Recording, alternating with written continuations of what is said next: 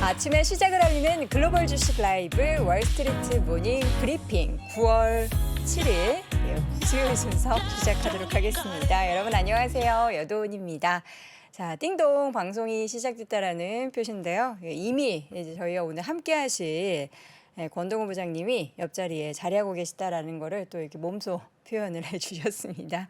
자, 오늘 잠시 후에 제가 브리핑을 하고 나서 우리 또 권동호 부장님은 진행도 참 잘하시죠. 저의 위기를 또 함께 모면할 수 있게 도와주셨던 분인데 오늘 시장 이야기 나눠볼 예정입니다. 이제 권동호 부장님께서 주로 이제 종목에 대한 이야기도 많이 나눠주셨는데 오늘은요, 이 4개월 정도 남은 시장이 과연 어떠한 구간인지 중간 점검, 그러니까 3분기에 있어서의 시장의 하반기에 대한 점검을 요목조목 해 주실 예정이니까요. 잠시 함께 해주시면 좋을 것 같고요. 오늘도 월가 주식은 미국 주식에 미치다 이항영 전문위원과 이야기 나눠보도록 하겠습니다. 자, 우리 많은 분들이 이제 좋은 아침 하면서 인사해 주시는데 제가 사실 이제 제 이름을 이제 조은으로 개명을 해야 되나 이런 생각이 좀 들기도 합니다. 여러분들 이제 모두 좋은 하루 시작 해 보셨으면 좋겠고요. 이제 어제는 보니까 서울 지역의 날씨가 굉장히 맑아서 이렇게 맑아도 되나라는 생각이 들 정도로 약간 기분이 좀 이상하더라고요. 다행히도 이제 태풍은 지나갔는데 이제 피해가 빨리 복구가 됐으면 하는 바람 가져보도록 하겠습니다. 자, 우리 시청자분들과 오늘도 열심히 달려볼 텐데 아침부터 많이 접속해 주고 계시네요. 많은 분들이 보니까 미라클 모닝을 실천하고 계신 분들이 많으신 것 같아요. 제가 이제 가끔이 아닙니다. 거의 매일 이제 네이버 구글링에 제 이름을 한 번씩 검색해보고 어제는 이제 심심해서 좀 이렇게 태그 검색도 해봤는데 미라클 모닝 하시는 분들이 아침에 일찍 일어나셔서 독서도 하시고 공부도 하시고 6시 30분에 월스트리트 모닝 브리핑 보는 분들 계시더라고요. 미라클 모닝 지금 미션 하시는 분들 댓글로 한번 좀 올려주시면은 좋을 것 같습니다. 미라클 모닝을 이미 실천하고 계신 분들도 계시고 지금 내가 한번 오늘부터 혹은 이제 이번 달부터 일찍 일어나는 새가 돼보겠다라고 하시는 분들 인증해 주시면 참 좋을 것 같습니다. 자, 미라클 모닝이 여러분의 삶에 또 기적을 불러 일으키길 바라면서 뉴욕 시장 마감 시황 보도록 하겠습니다. 일단 주제부터 보도록 하죠. 브레이크 없는 달러의 상승세, 나스닥 지수는 7거래 연속 하락세를 보였다라는 겁니다. 달러 인덱스가 어제 이제 110을 넘을 듯 말 듯 장중에 넘었다가 다시 돌아오고 했다가 계속해서 올라가고 있습니다. 우리나라 이제 달러 원 환율 기준으로 하면 1380원 선. 워낙 약세가 너무나 좀 심각해지는 상황이 벌어지고 있고요. 우리가 1,400원 이야기는 했지만 이렇게 빨리 다가오겠어 싶었는데 이 정도 기세라면은 이번 달 안에 보는 게 아닌가라는 그런 우려도 생기게 됩니다. 인증해 주고 계시네요. 장종수님, 김옥수님, 서정숙님, 김중효님도 인증해 주시고 계시는데 저요 주영아님 지금 계속해서 인증해 주셨는데 감사드리고요. 저희와 함께 계속해서 이제 미라클이 아니라 그냥 쭉 루틴으로 자리 잡기를 바라봅니다.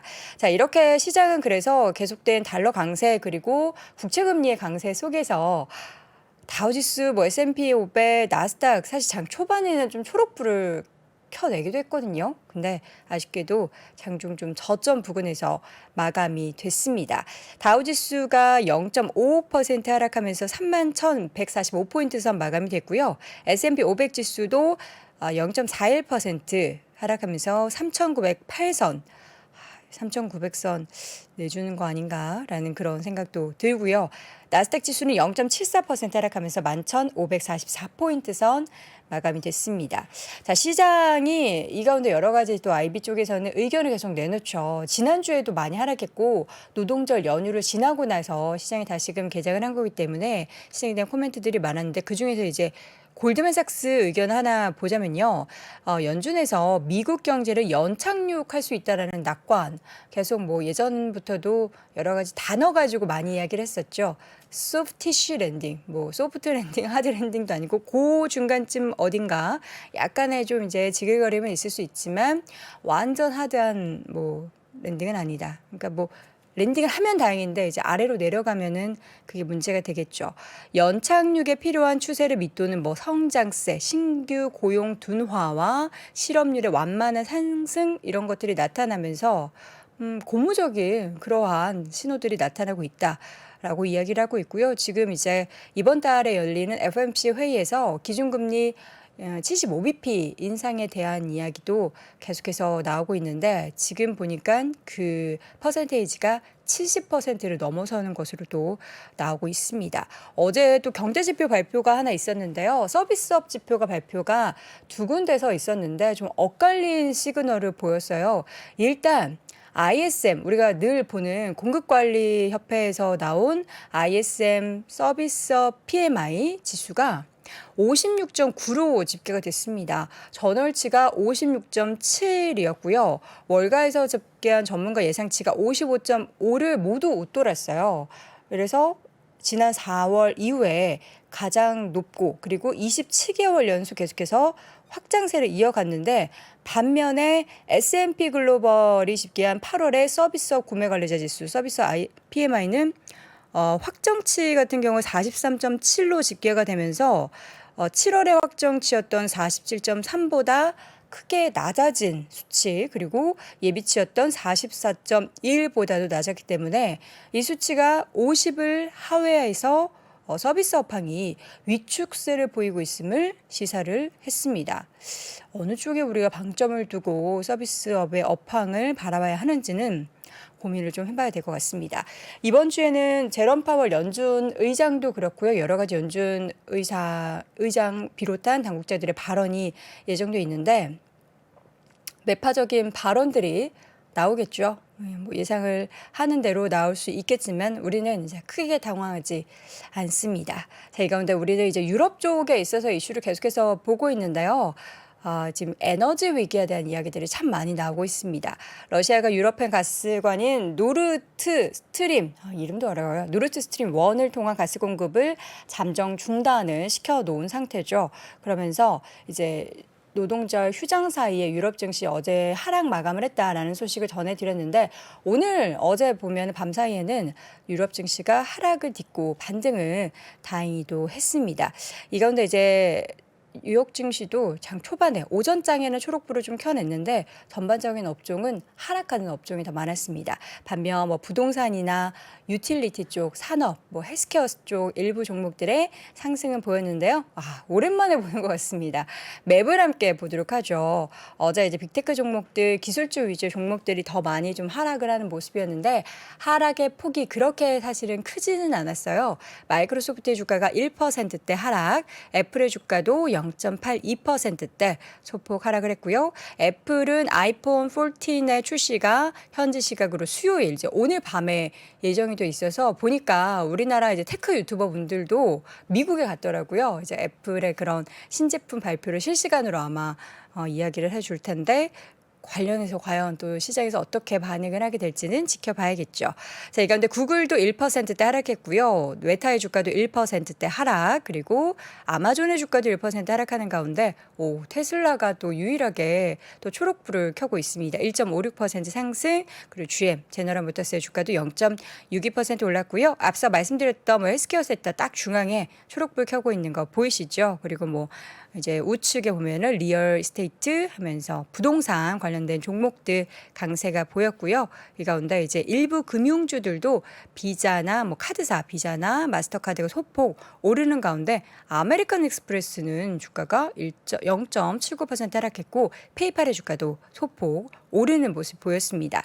개별 종목들 쭉 보자면요. 앞서서 저희가 테슬라나 GM의 주가 상승 소식 전해드렸는데요.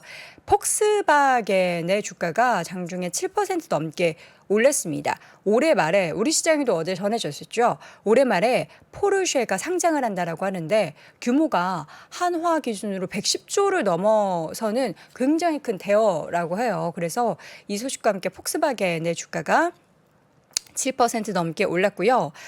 CVS 헬스의 소식이 하나 있었어요. 원래는 이 회사 시그니파이 헬스를 아마존 쪽에서 인수할 것이다라는 얘기가 전해졌었는데 결국에는 CVS 헬스가 인수를 했습니다.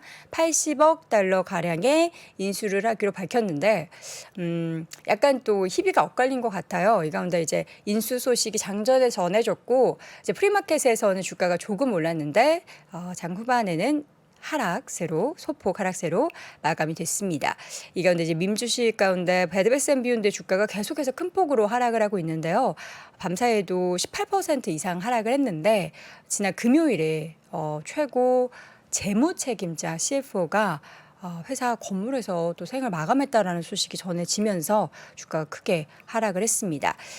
자, 이 가운데 이제 투자 의견에 따라서 주가 희비가 엇갈리는 모습도 있었는데요. 페덱스 같은 경우에는 시티에서 투자 의견 하향 소식이 전해졌습니다. 주가는 2%가량 하락했는데 물량 둔화, 경기가 당연히 좀 안 좋아지면은 여러 가지 물량이 덜 배송이 되겠죠. 이 가운데 화물 산업에 있어서 거시적으로 좀 역풍이 불고 있다. 이러한 분석으로 투자 의견을 하향 조정을 했고요.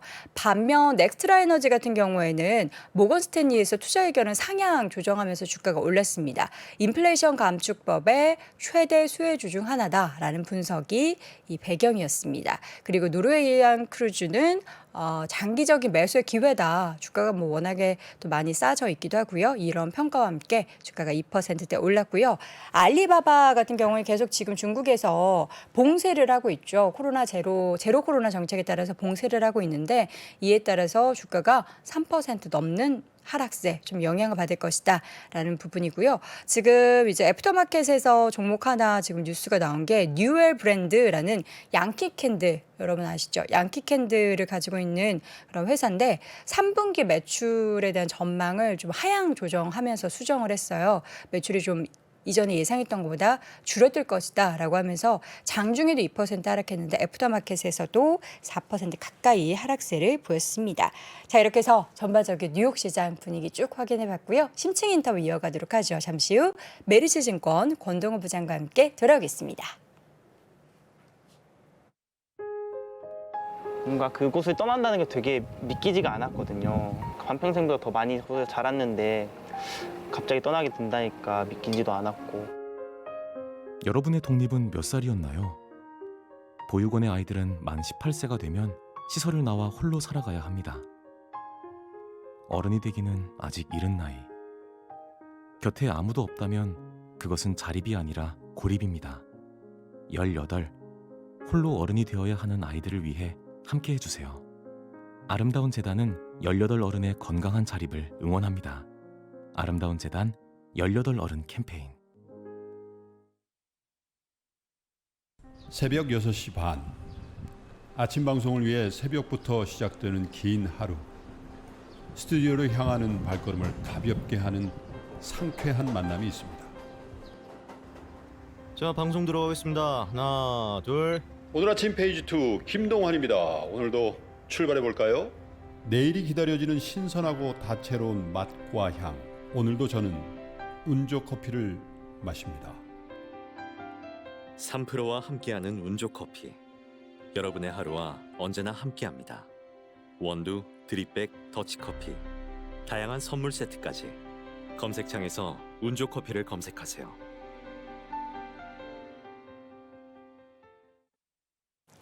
네, 월스트리트 모닝 브리핑 함께하고 있는 시각 현재 6시 44분 지나고 있습니다.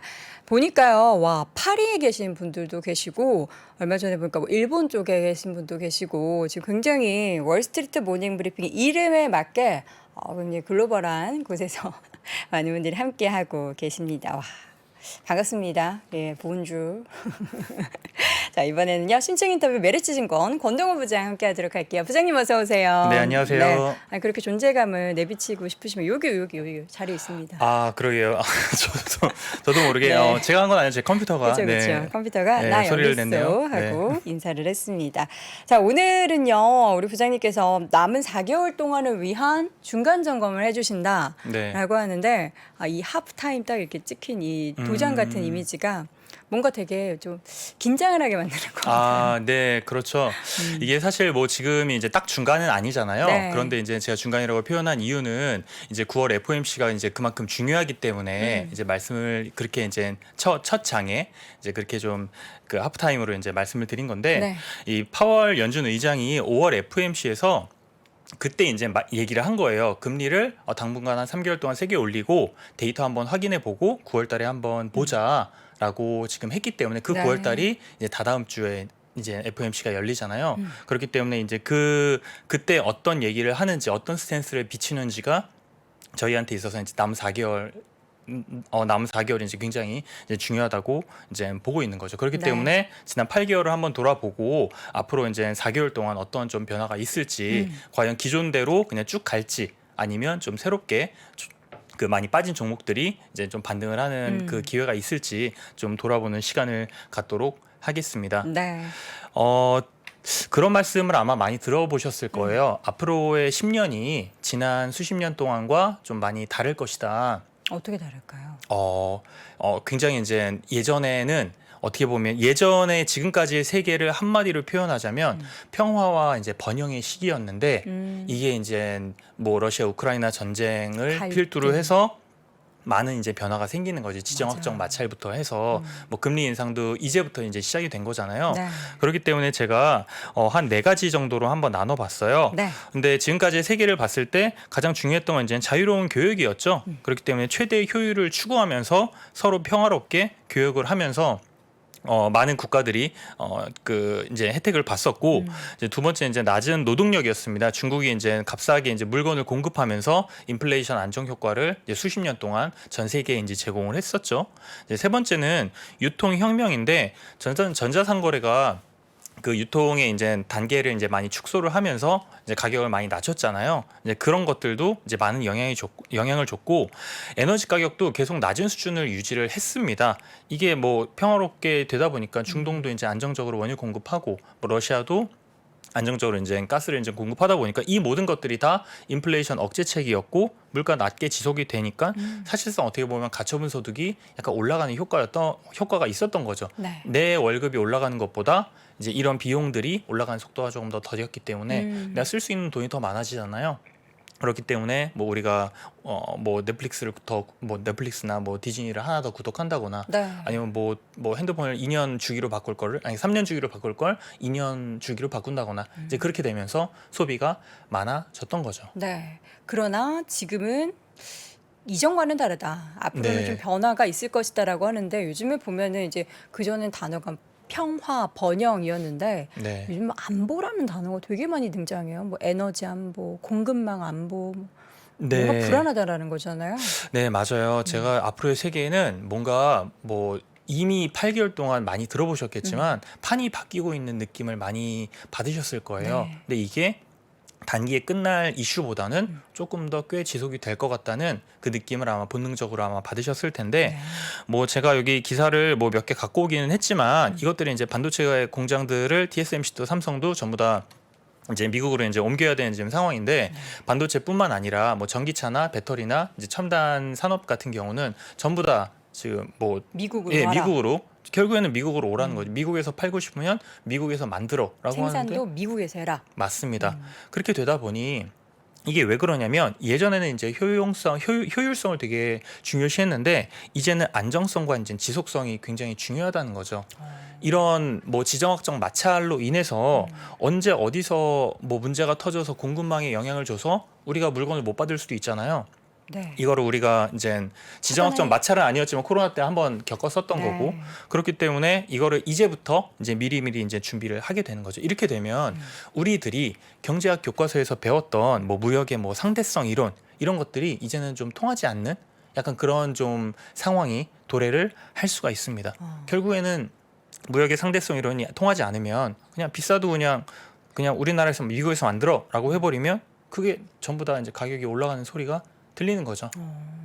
그래서 가격이 전반적으로 상승. 그러니까 가격 상승이라고 하면 우리가 늘 지금 듣고 있는 인플레이션을 유발하는 그런 원인들이 네네. 된다라는 첫 번째 변화 이야기해 주셨고 또 다른 판이 바뀌고 있는 건 네, 두 번째는 이제 낮은 노동력인데 네. 중국 제가 이 표를 보시면 그 중국의 이제 1인당 GDP예요. 네. GDP가 이제 10년 동안에 거의 2배가 됐습니다. 5천에서 지금 $10,000가 넘었어요. 네.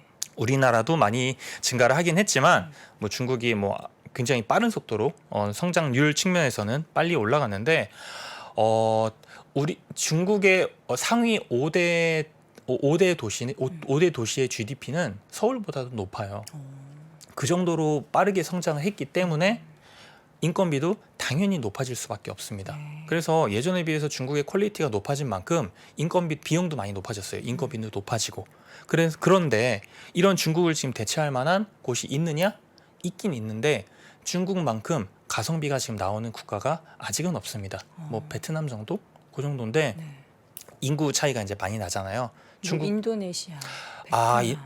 이게 싸게는 만드는데 중국을 뭐 옹호하는 건 아니지만 퀄리티가 높아요. 잘 만듭니다.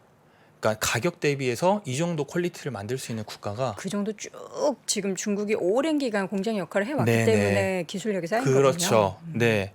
그런데 이런 낮은 노동력을 누가 대체할 수 있을까? 보면 동남아시아에서 일부는 대체하지만 중국 거를 전부 다 지금 대체할 수는 없는 상황이다. 하다 보니 물건값이 뭐 올라갈 수밖에 없는 거죠. 네. 그리고 제가 이제 세 번째로 이제 유통혁명 말씀을 드렸는데 네. 뭐 지금 현재 상황은 약간 유통으로 좀 쥐어짤 수 있는 한계 수준까지 거의 도달을 한 것 같아요.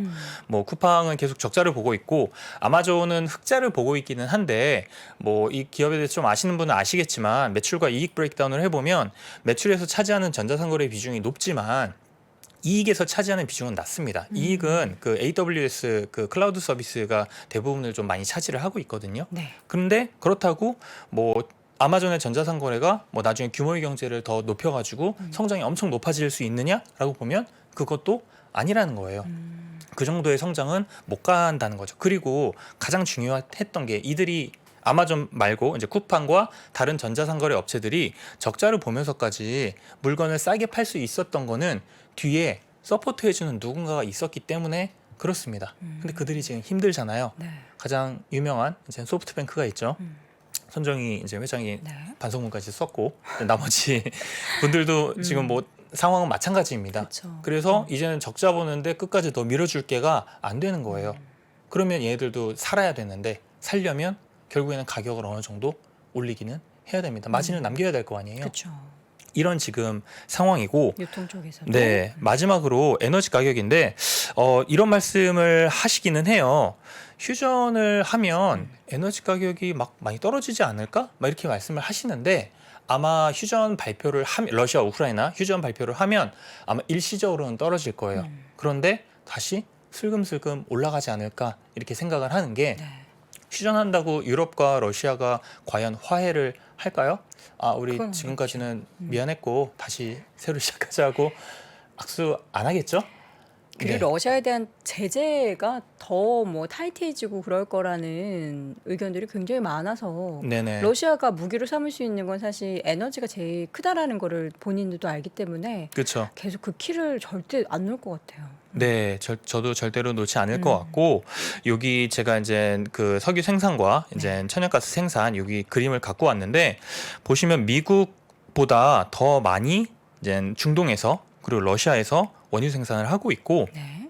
천연가스도 마찬가지입니다. 러시아와 이제 나머지 애들인데 얘네들이 지금 미국하고 별로 이렇게 친하지가 않잖아요. 그러다 보니 이 에너지 이 자원을 무기화해서 더 많이 좀 그 영향력을 좀 행사하려고 하지 않을까 네. 지금 그렇게 지금 보고 있습니다. 네, 자, 여러 가지 이제 4가지 정도의 흐름이 이전과는 완전 달라지고 있다라는 거를 지금 쭉 설명을 해주셨는데 그렇다면 지금 4가지를 고려했을 때는 인플레이션이 이게 쉽사리 꺾일 수가 없다라는 그런 생각이 더 많이 드는데 가격이 무조건 다 올라간다라는 거잖아요. 네네. 그러면은 이제 우리 같은 소시민들은 이런 상황에서 지갑을 닫을 수밖에 없죠. 월급보다 물가가 훨씬 많이 네, 맞습니다. 올라가 예. 버리니까요. 지금 그런 상황이고 그러다 보니 예전에는 아까 말씀드렸던 것처럼 월급이 올라가는 것보다 이 비용 올라가는 게 속도가 느리기 때문에 네. 우리가 쓸 수 있는 이 캐파가 좀 많았는데 이제는 그 반대로 되는 거예요.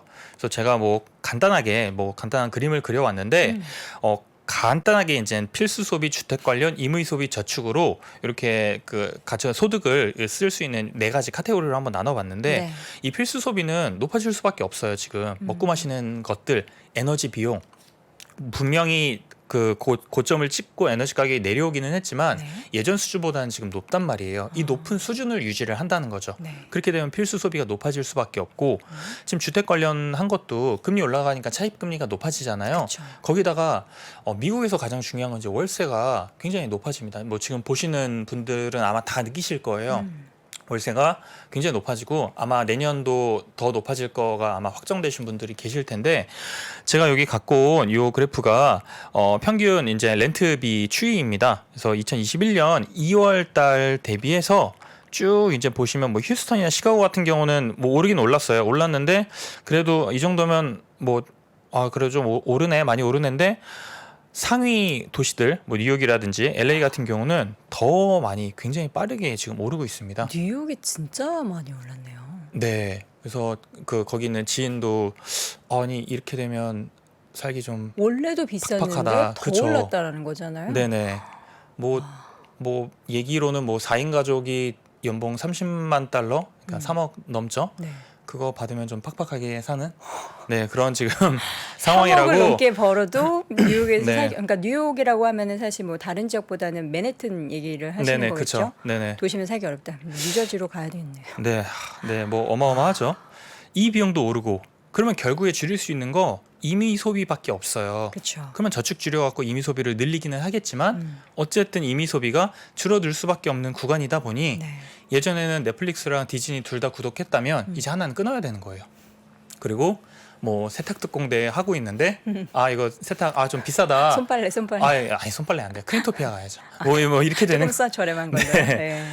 이제 지금 그렇게 지금 되는 상황이고 근데 지금 제가 뭐 말씀드린 것들이 지금 다 새로운 것들이 아니에요. 그렇죠. 이 모든 것들이 다 8개월 동안에 다 반영이 된 겁니다. 네. 돼서 지금 뭐 결국에는 지금 섹터 지금 11개 지금 다 나타낸 건데 그나마 버틴 섹터 보시면 에너지는 많이 올랐죠. 많이 오르고 여기 유틸리티 필수 소비재가 이제 좀 버텼고 가장 많이 빠진 섹터가 커뮤니케이션이에요. 네. 그 모바일 광고 있는데 그리고 IT랑 전기 소비재 이렇게 됐습니다.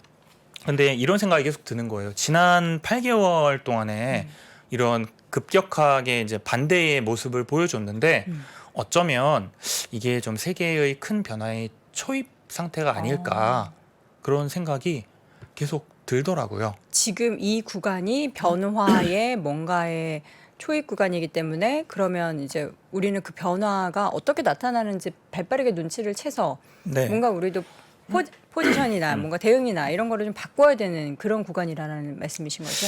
그렇죠. 이게 뭐 지금 상황이 뭐 결국에는 뭐 두 가지인데 네. 뭐 많이 빠진 종목들이 이제 다시 반등을 할 것이냐 결국 실적이 이제 중요할 테고 네. 금리와 아니면 지금 8개월 동안에 계속 이제 상승세 이어져 온 이 섹터의 핵심 종목들이 계속 오를 것이냐 거의 이 두 가지 문제인데 네. 요거를 뭐 뒤에서 좀 다시 좀 말씀을 좀 드리겠습니다. 그 전에 요 섹터 가장 많이 오른 섹터와 가장 많이 하락한.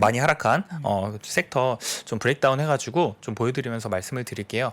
요 가장 많이 오른 섹터가 이제 에너지 섹터입니다. 요 에너지 섹터를 구성하는 종목과 이제 비중 그리고 YTD 1년 지금까지 이제 수익률을 이제 보면 대부분 다 올랐어요. 다 골고루 올랐고 옥시덴탈 페트롤리엄만 이제 워런 버핏의 지지를 후광을 받고 거의 2배 정도 와, 올랐죠. 138%. 네, 예. 제가 올해 한 해 동안만. 그 8개월 제가 9월 2일 기준으로 한 거니까 거의 8개월 동안에 굉장히 많이 대단합니다. 네. 제가 그래서 옥시덴탈이 말씀드렸었잖아요. 그때도 오르면서 이거 오르면 곤란한데 했는데 그 이후로도 더 올라서 신고가를 결국 경신을 했고요. 네. 반면에 이제 커뮤니케이션에서 이제 많이 빠졌는데 네. 보시면 딱 그 모바일 광고 소비 줄어드는 약간 그쪽이랑 관련된 애들이에요. 그래서 메타 모바일 광고 OTT, 모바일 광고 쪽인데 이쪽이 타격을 받을 수밖에 없어요. 그런데 이거를 보고 뭐 이렇게 생각을 하실 수도 있어요. 이게 많이 빠졌는데 네. 이 밸류에이션에 내가 지금 들어가야 되는 거 아닌가라고 생각을 하실 수도 있는데 이거는 사실 조금 조심스럽게 봐야 되는 게 지금 현재 밸류에이션보다 더 높아질 수가 있습니다. 이게 왜냐하면 아까도 이 비용이 늘어난다고 했잖아요. 네. 그게 결국에는 마진이 축소되는 건데 이익이 내려가잖아요. 그렇죠. 이익 내려가면 현재 밸류에이션보다 더 높아지는 거예요. 근데 그런 것들도 감안을 하셔야 됩니다. 그러니까 현재 보는 이 밸류에이션보다 이익에서 타격을 받는다면. 네. 근데 제가 갖고 오진 않았지만 EPS 그 성장률 추이가 지금 꺾이고 있거든요. 그러면 이거를 아마 반영하는 게 올해 아마 말 정도는 되지 않을까. 그렇게 보고 있고, 그 미국의 이제 IB에서도 어제 이제 발표를 했죠. 지금까지는 금리 인상 드리븐으로 주가가 하락을 했다면 이제부터는 이제 실적 드리븐으로 이제 주가에 좀 충격을 좀 줄 수 있다. 네, 이렇게 좀 나온 상황입니다. 우리가 보통 이제 뭐 여러 가지 금융 정책들에 대한 영향이 시장에 미치는 것보다 사실 이제 실적이 가장 중요하잖아요. 그럼에도 네. 불구하고 실적이 꺾이지 않아서 오히려 지수가 올랐던 그런 경우들이 많았는데 실질적으로 이제 여러 가지 정책들이 기업을 힘들게 하는 그런 여건들이 하반기에부터 나타날 텐데 그럼 우리 투자자분들은 뭐 주식 다 팔고 떠나야 합니까? 네, 그래서 결국에 이제 옵션이 3개가 있어요. 네. 많이 빠진 종목 사든, 아니면 기존 주도주 사든, 아니면 시장 떠나든. 네, 그건데. 하나씩 보시죠. 근데 시장을 떠나는 거는 제가 옵션에서 제외를 했습니다. 네. 네, 어차피 여기 들어오신 분들은 주식에 관심이 있으신 분들이기 때문에 네. 보면 많이 빠진 종목들이 많이 빠졌죠. 이제 기존 주도주였는데 많이 빠진 만큼 오를 수 있을까 생각을 해보면 얘네들이 지금까지 빠졌던 이유가 있잖아요. 네. 그게 아직 바뀐 게 아무것도 없어요. 음. 그렇다고 파월이 9월 FOMC에서 스탠스를 바꿀까 생각을 해보면 저희가 잭슨홀에서 굉장히 강력하게 얘기를 했잖아요. 그렇죠. 나 이대로 갈 거야 라고 얘기를 했기 때문에 아마 9월 FOMC도 안 크게. 바뀔 것 같아요. 그러면 이런 상황에서 이렇게 많이 빠졌다고 밸류에이션 지금 좀 낮아졌다고 사는 게 맞나? 라는 생각이 저는 사실 듭니다. 네. 여기 이제 대표 종목들을 갖고 왔고 반도체 ETF, 뭐 메타니까 광고, 그리고 이제 일반 소비재 나이키인데 뭐 메타는 뭐 다 돌아왔죠. 2020년 수준으로 다 돌아왔고 나머지들은 이 지난 5년 동안 올랐던 거 지금 뱉고 있는 상황이에요. 아직은 수준이 한 2021년 정도 수준, 네. 2020년 말 정도 수준까지밖에 안 빠졌다.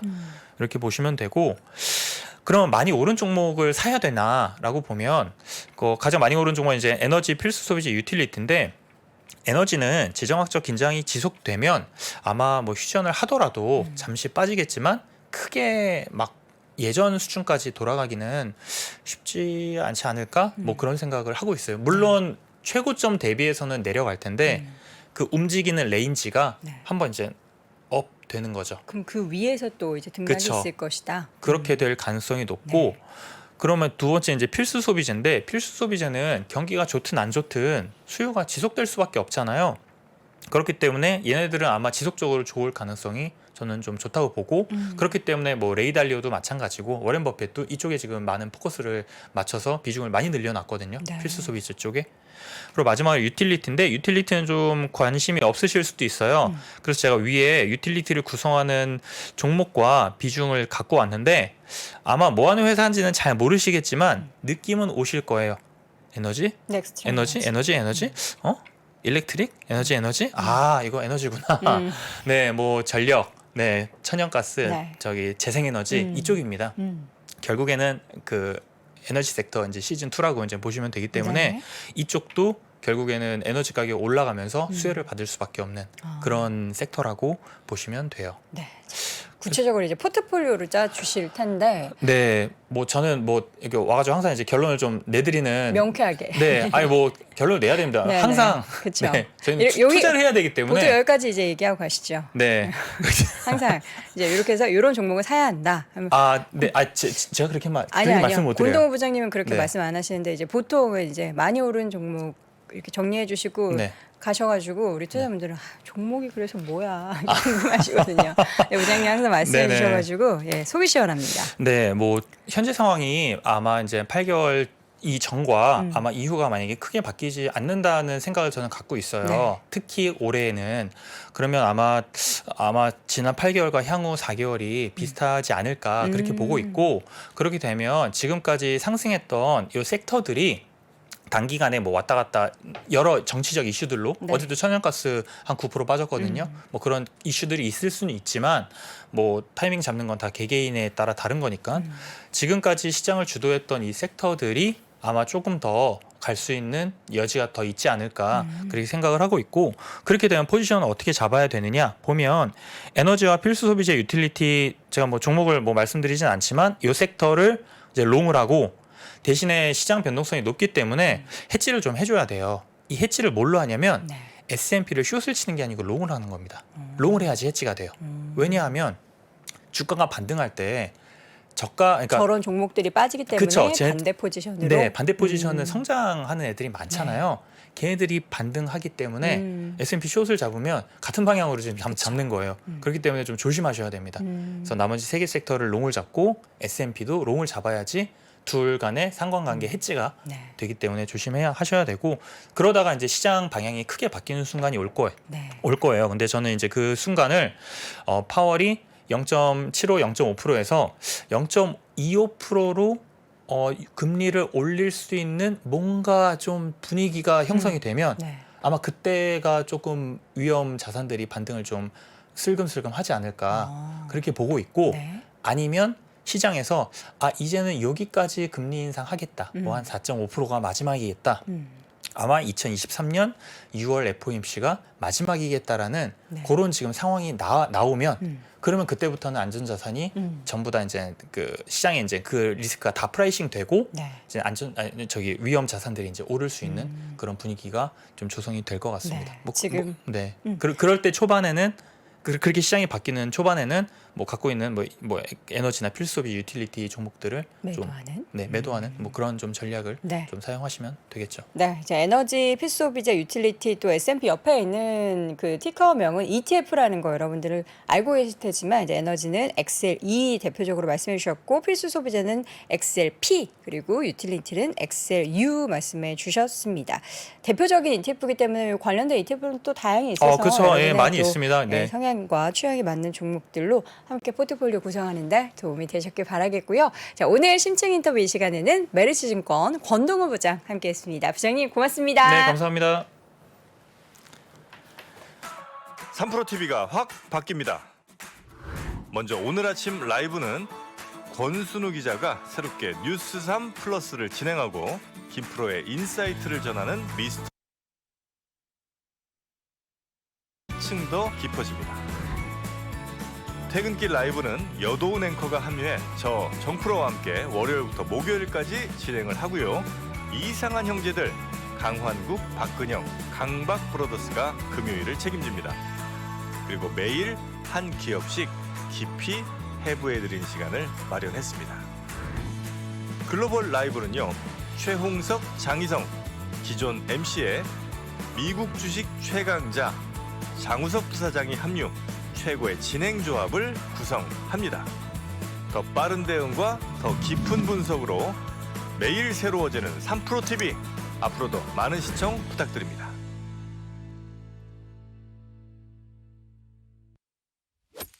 월스트리트 모닝 브리핑, 한국투자신탁운용과 함께합니다. 네, 월스트리트 모닝 브리핑 현재 시각 7시 8분 지나고 있습니다. 이번에는 미국 주식에 미치다 이항영 전문위원 함께합니다. 어서 오세요. 네, 안녕하세요. 이항영입니다. 네, 반갑습니다. 달러 엄청 올랐어요, 위원님. 달러는 풀렸죠, 완전히 완전 브레이크가 고삐가 풀렸죠. 고장 났고요. 달러뿐만 아니라 금리도 지금 너무 네. 많이 올라가고 지금 너무 어려운 상황이 이어지고 있습니다. 그러다 보니 나스닥이 7일 연속 하락했거든요. 네. 사실 7일 연속 하락하면 뭐 별거 아닌 것 같죠. 왜냐하면 올해도 초에 1월 초 이후에 주가가 급락했을 때도 많이 떨어진 기억이 있고요. 네. 그리고 특히 2020년에 보면 팬데믹 때 아주 좀 무섭게 폭포수까지 떨어졌잖아요.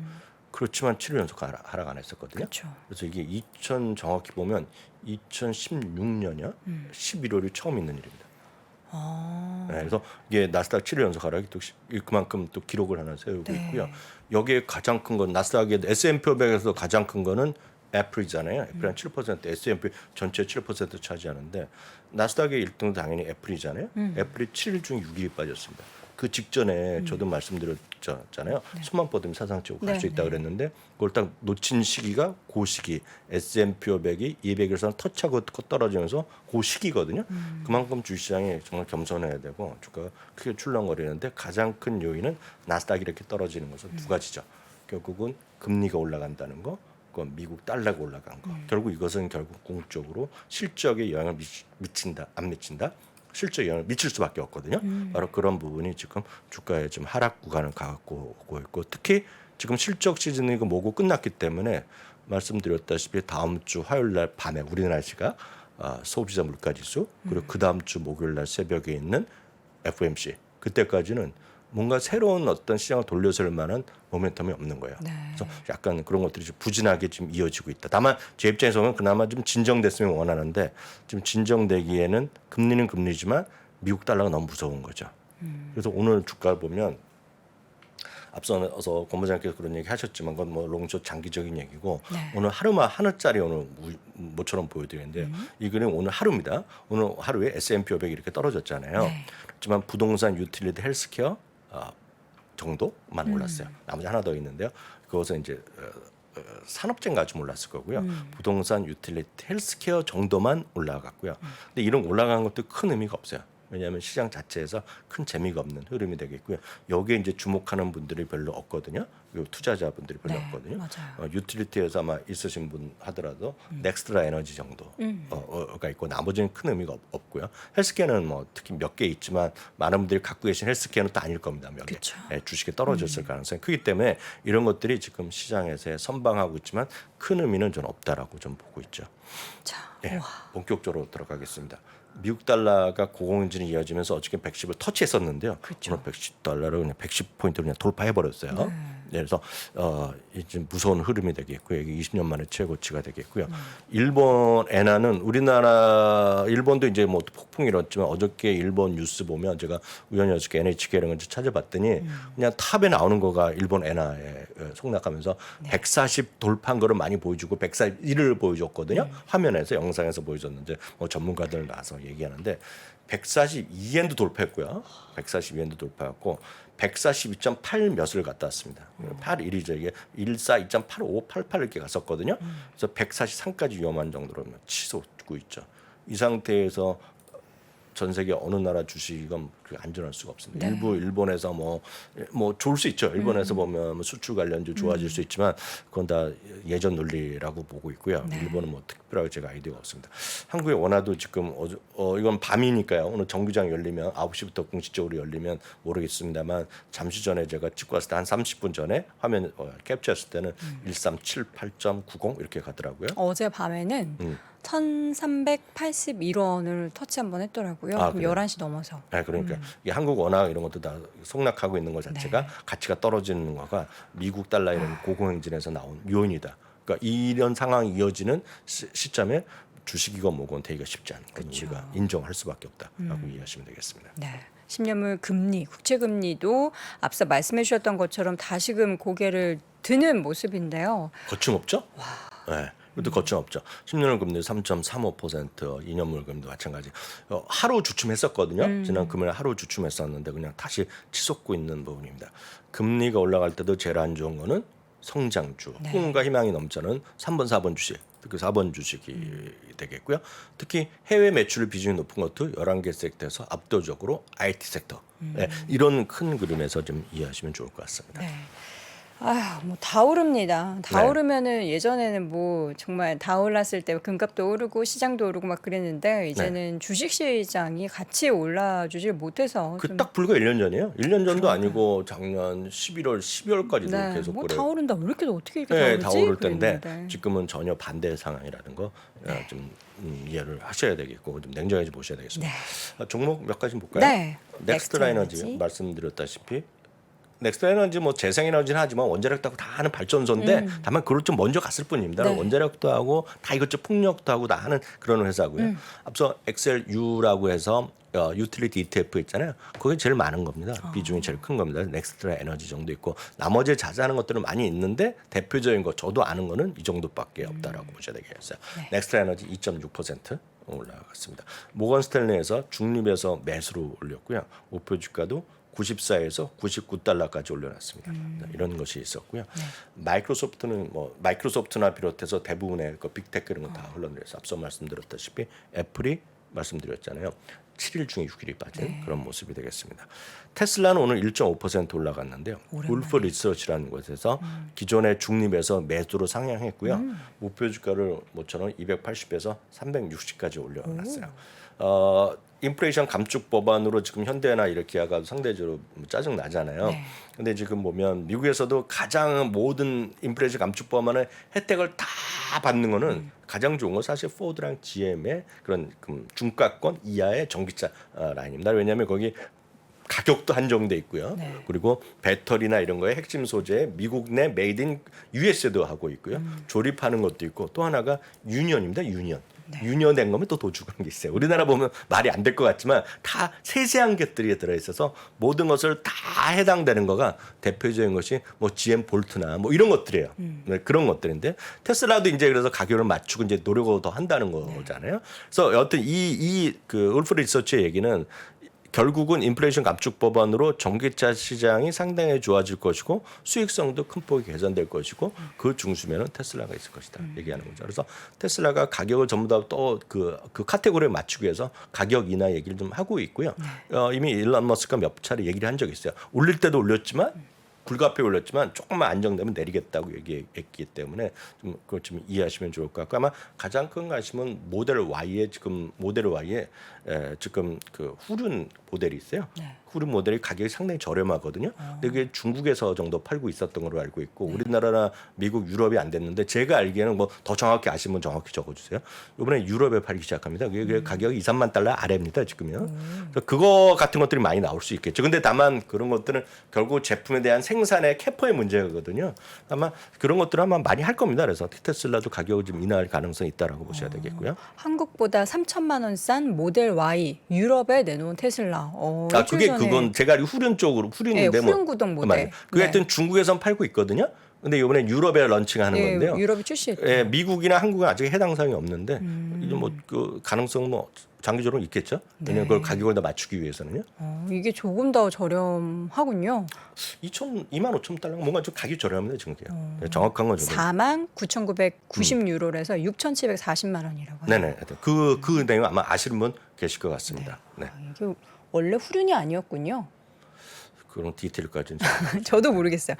이게 전륜과 후륜 뭐 이런 차이가 있는데 보통 저는 수입차가 보통 후륜이 많아가지고 당연히 테슬라도 후륜인 줄 알았는데 뭐 하여튼 그 저렴인가 보죠. 저렴인데. 저렴인 버전.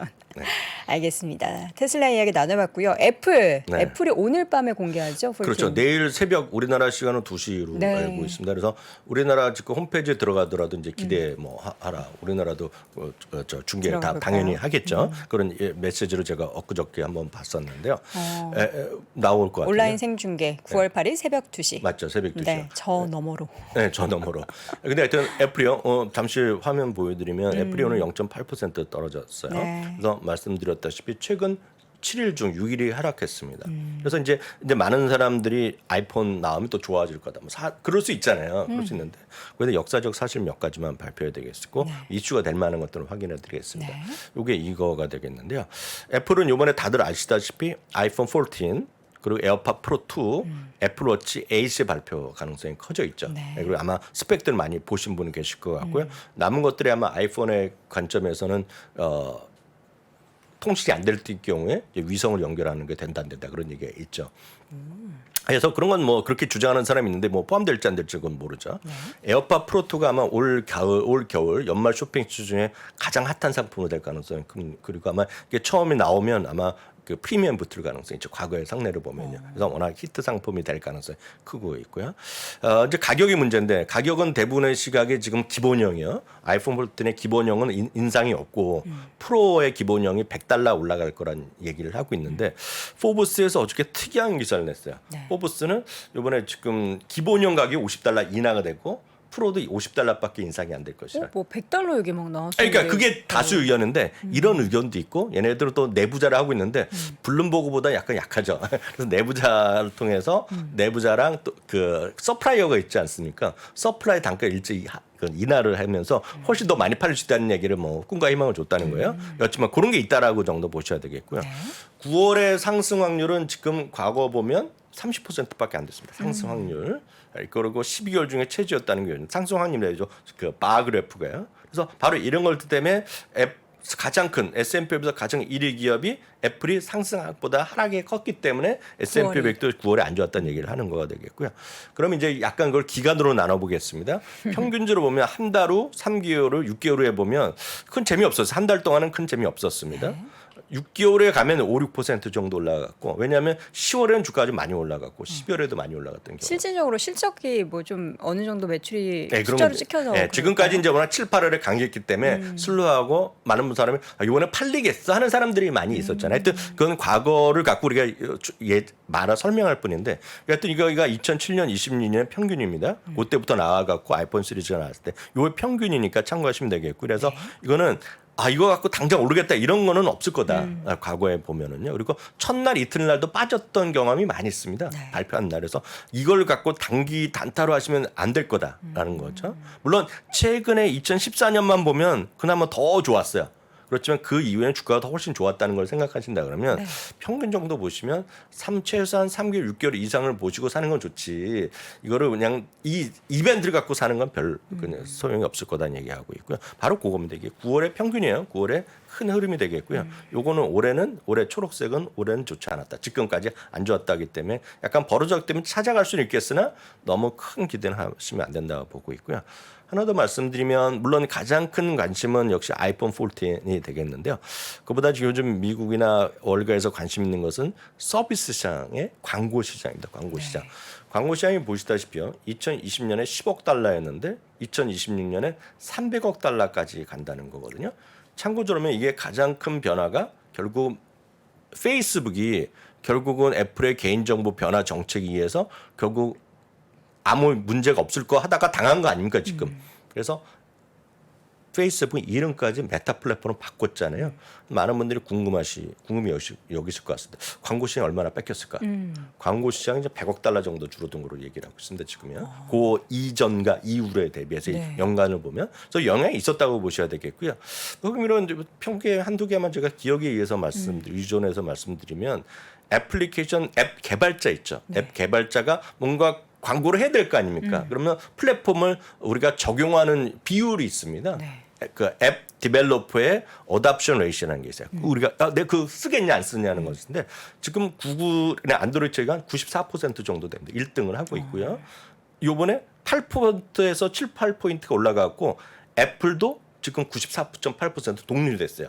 근데 보면 페이스북이 떨어져서 페이스북이 80% 초반까지 확 떨어졌어요. 네. 그러니까 더 이상 잘 안 쓴다는 거죠. 그쵸. 그래서 좀 약간 줄어들었다는 거죠.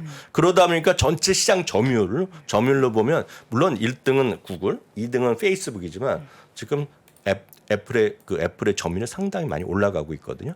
그런 걸 보면 장기적으로 애플의 성장 동력에 대해서 무시할 수가 없다라고 보셔야 되겠고요. 하나 더 제가 나중에 또 기회 되면 주말이나 한번 좀 더 자세히 시간 갖고 말씀드리겠는데 다음은 이제 궁금한 것이 이제 한 번도 말 안 했지만 자동차잖아요. 자동차. 애플카. 네, 애플카.